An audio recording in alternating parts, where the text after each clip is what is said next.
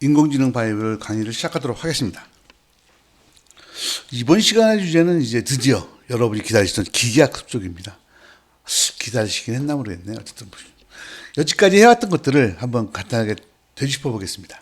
그러니까 역사에서 시작해서 인공지능의 발전해온 순서대로 이제 지식 표현, 추론, 오토마톤 인공생명, 탐색까지 공부했었죠. 그래서 최적화 기법까지 해서 함수 최적화까지 지난 시간에 공부했습니다. 요만큼들이 이제 어떤 기본기를 배운 시간이라고 딱 볼 수 있고요. 이거를 기반으로 해서 이제 드디어 기계학습, 인공지능의 기계학습이라는 분야가 만들어졌는데 기계학습이 이제 발전한 거라고 볼 수가 있죠. 그럼 기계학습은 어떻게 구성이 되느냐? 그러면 보시면 알겠지만 통계 기반 자율학습, 자율학습, 지도학습 또는 지도학습, 비지도학습 이렇게 표현하기도 하죠. 이런 거 강화학습, 딥러닝 이런 걸로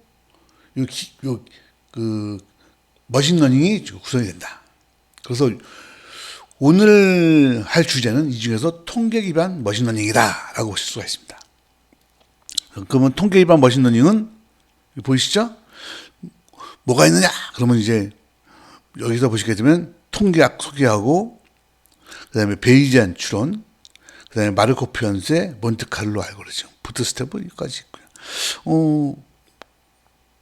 되게 재밌습니다. 그래서 오늘은 그 중에서 이제 오늘부터가 아니죠. 오늘부터 시작해서는 이제 요런 통계학의 주제, 베이지안 추론, EM 알고리즘 이런 식으로 쭉 진행해서 여러분들이 이 머신러닝에 대해서 통계 기반, 그다음에 자율학습 비지도학습, 자율학습 비지도학습, 강화, 딥러닝으로 쭉 순서대로 진행하도록 하겠습니다. 자, 그래서 오늘은 통계 기반 머신러닝을 하도록 하겠습니다. 통계 그러면 이제 예를 여러 가지가 많이 있는데요. 전 그렇게 생각합니다. 통계 자체가 양이 많잖아요. 근데 이제 그걸 갖다가 원리를 알고 확률 분포하고 이런 것들은 되게 중요하긴 한데 저희들 입장에서 보면 저희들 입장에서는 통계를 잘 써서 어떻게 활용할 것이냐가 저의 관심사잖아요. 그래서 이제 저희가 보면 통계 분석을 한다. 그럼 통계 분석이라는 건 뭐냐면요. 항상 표본을 대상으로 하는 겁니다. 이게 기본입니다. 그래서 통계 분석을 하는 건 뭐냐면 그 차이 검증과 인과관계 또는 상관관계 검증을 파악하는 것이다. 요거 두 개밖에 없습니다. 그래서 예를 들면 이런 거죠. 우리 회사에 생산되는 제품의 불량률이 얼마인지를 알고 싶은 거죠. 어떻게? 전체를 할 수 없으니까 어떻게 돼요? 1000개쯤 표본을 채택해서 거기서 표본을 갖고 조사해보니까 1%가 나왔어. 그럼 이걸 갖고서는 우리 회사 전체의 불량률이 1%라고 할 수 있느냐 없느냐? 이런 것들을 추정과 검증하는 걸 우리가 차이 검증이라고 합니다. 이해하셨죠? 인과관계나 상관관계 검증은 이제 예를 들면 이런 거죠. 월급에 중요한 영향을 미치는 요인은 어떤 게 있느냐, 이런 것들을 이제 파악하는 것을 말하는 거죠. 그래서 이걸 데이터에 영향을 미치는 데이터의 파악과 그거를 이용해서 예측하는 것. 그래서 보시게 된 것처럼 통계는 무엇에 쓰입니까? 그러면 추정과 검증, 차이 검증하는 거죠. 인과관계에 쓰인다고 보시면 되죠. 이해하셨죠? 우리가 일반적으로 보면요. 운전을 하기 위해서 엔진과 라지에이터 같은 걸 공부하지는 않잖아요. 그죠?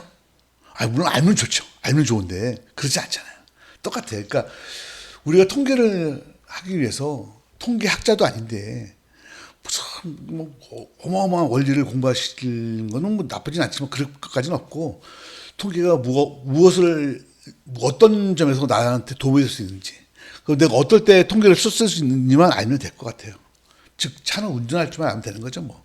가는 거, 서는 거 이런 거만 알면 되지 않겠어요? 그거라고 보시면 됩니다. 그래서 통계에 보시면 차이 검증한다면 차이 검증은 T-테스트, 아노바, 카이스케 이런 것들이 있습니다. 다 차이 검증하기 위한 것들입니다.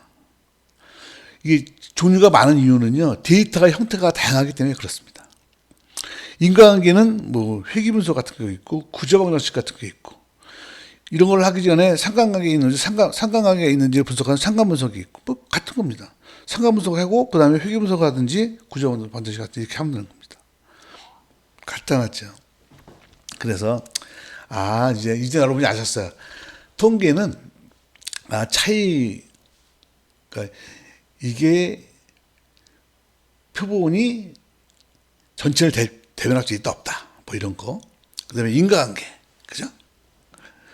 중요한 요인들 뽑아내는 그 정도에서 쓰인다. 여러분이 이제 앞으로 데이터 분석을 하든 뭐 인공지능 전문가가 되든 뭐 하신다고 하셨을 때 통계는 어디에 적용합니까? 그러면 이 두 가지가 쓰인다고 보시면 되는 거예요.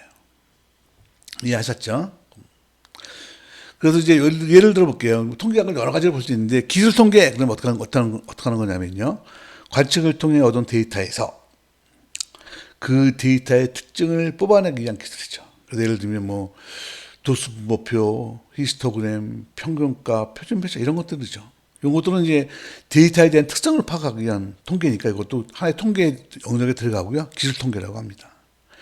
추리 통계는 이 데이터를 통해서 미래를 예측하는 거죠.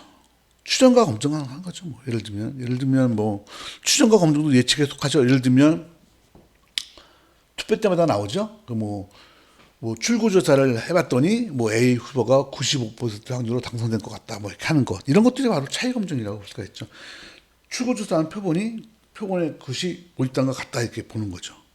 그 다음에 뭐 인과관계에서 뭐 어떤 영향을 미치는 거 찾아내는 거고, 주가에 영향을 미치는 요인이 무엇인지를 찾아내는 거고, 그런 것도 상관관계죠. 그래서 중요한 거는 어쨌든 통계학은 차이와 인감이 상관관계를 파악하는 것이고, 여기에는 이런 기법들이 있고 이렇게 기법이 다양한 이유는 데이터의 종류가 많기 때문에 그런 것이고, 그 통계학을 볼 때 이걸 다른 관점에서 봤을 때 기술 통계와 추리 통계를 나눠볼 수가 있는데, 기술 통계는 요런 것들을 히스토그램, 도수분모표 이런 걸 갖고선 데이터의 특성을 파악하는 것이고, 추리 통계는 이 차이와 인과관계를 이용해서 미래를 예측하는 걸 말하는 것이다. 이렇게 보시면 될 것 같습니다. 그렇죠? 이거 말고도 통계를 하는 구분 짓는 그 분야는 되게 많은데요. 오늘은 이제 여러분을 통해서 요 두 가지 기법을 갖고서는 이렇게 분리해 볼 수 있다라는 것을 설명을 드렸습니다. 또 하나 보면 이제 아까 내가 추정과 검증과 이런 거 할 때 보면 왜 기법이 이렇게 많으냐? 그런데 그건 뭐냐면 데이터의 종류가 많기 때문에 그렇습니다. 예를 들면 통계에서 사용하는 데이터는 범주형 데이터, 좌파, 우파, 남녀, 그죠? 방금 대중소 뭐 이런 데이터가 있고요. 또는 뭐 온도, 연속형일 경우에 또 등간, 비율 뭐 여러 가지가 있습니다. 이렇게 여러 가지 형태의 데이터가 있기 때문에 이 데이터마다 추정과 검증 뭐 하기 위한 것이 기법들이 다 따로따로 나오게 되는 겁니다. 예를 들어 볼게요. 두 데이터의 차이인가 표본과 두 데이터, 그러니까 두 개의 표본을 뽑았을 때 두 데이터의 평균이 같다고 볼 수 있느냐, 뭐 이런 식으로 추정을 검증한다고 쳤을 때는요, 연속형일 경우에는 t-테스트나 아노바를 사용하고요, 범주형일 경우에는 카이스퀘어를 사용하게 됩니다. 무슨 말인지 아시죠? 이게 같은 거예요. 다만 데이터형이 다르기 때문에 기법이 하나 더 나온 것이다. 그러니까 몇 개 안 되겠죠. 그러니까 통계의 차이, 그 차이를 검증한다고 치면 뭐가 있어요? 모집단과 표본 간의 차이, 두 개의 표본 간의 차이, 그죠?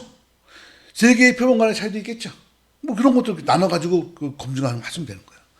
두 개의 표본 간의 차이는 t-테스트로, 세 개가 있으면 마노바 이런 걸로 하면 되는 거죠. 그러니까 그런 대로 이렇게 쭉 있으니까 그렇게 생각하시면 될 것 같고요. 그렇게 생각하셔가지고 그냥 t-테스트나 아노바, 카이스퀘어, 그다음에 회귀분석도만 쓸 줄 아셔도 실제로 통계를 여러분이 업무에서 사용하시는 데는 전혀 불편하지 않을 거다. 이렇게 생각하시면 되겠습니다. 아까처럼 인과관계를 규명할 때도 회귀분석 쓴다 그랬잖아요. 우리 이미 배웠어요. 종속 변수가 연속형일 경우에는 선형 회귀분석을 사용하지만 범주형일 경우에는 로지스틱 회귀를 사용한다고 배웠죠. 예, 맞아요. 그런 거예요. 이해하셨죠? 그래서 여러분 지금 통계가 무엇인지, 그거를 위해서 어떤 기법들이 있고 그것을 적용한다면 어떻게 적용할 수 있는지, 그죠? 그런 것들에 대해서 쭉 배웠습니다. 이제 대충 감이 쓰시죠? 너무 확률 분포나 PDF 이런 거 원리 때문에 너무 막 힘들어 하시는데, 그것보다는요, 관점을 좀 바꿔보시면 더 좋을 것 같습니다. 그래서 이제 보시면, 통계는, 정리를 할게요. 통계는 항상 표본을 대상으로 하는 겁니다. 그래서 표본을 통해서 모집단의 모습을 예측하고, 모집단이 표본과 얼마나 일치하는지를 파악해서 모집단의 특성을 파악하고자 하는 게 뭐다? 표본이 다 통계다. 보십니다. 그렇죠?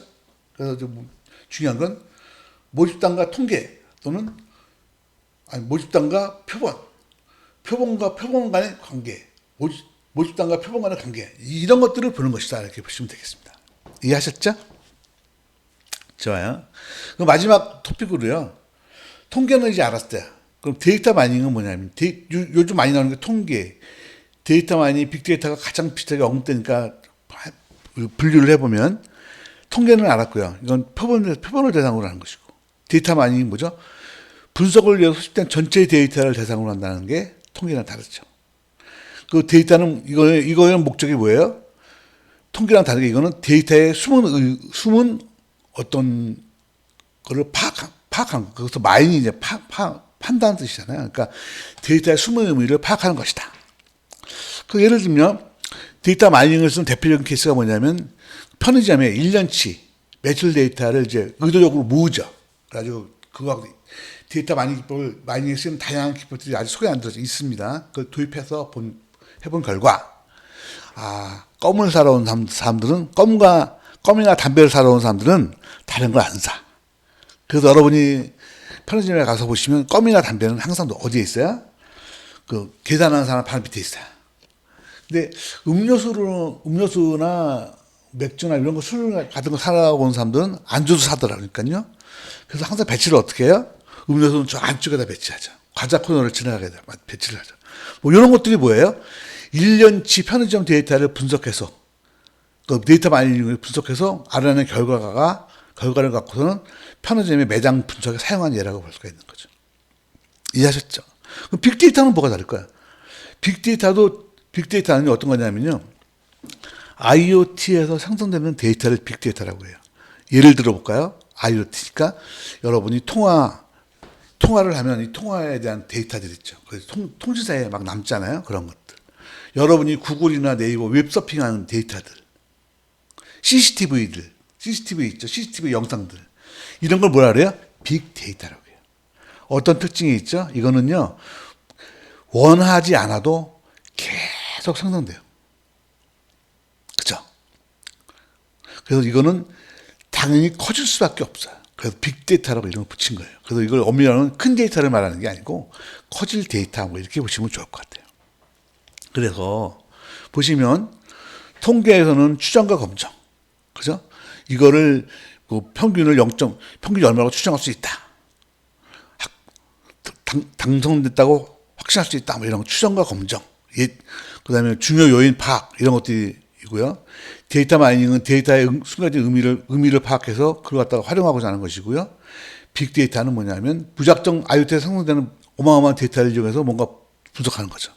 일반적으로 빅데이터는 그래서 어떤 특징이 가지냐면요. 계속 생성되니까 시간에 따라서 계속 쭉 생성되잖아요. 그래서 일반적으로 통계 기법이 많은데 그중에서 시계열 분석에 관련된 것들이 빅데이터 시대에 오면 많이 사용됩니다. 물론 딴 것들도 괜찮고요. 그래서 하여튼 그렇게 보시면 되겠죠. 데이터의 특성이 다르죠. 빅데이터는 무조건 생성되는 거니까, 그죠?